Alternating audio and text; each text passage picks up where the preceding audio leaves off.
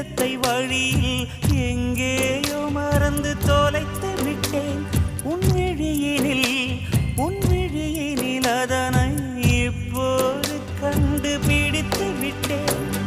இதுவரை எனக்கில்லை முகவரிகள், அதை நான் கண்டேன் உன் புன்னகையில் வாழ்கிறேன். நான் உன் மூச்சிலே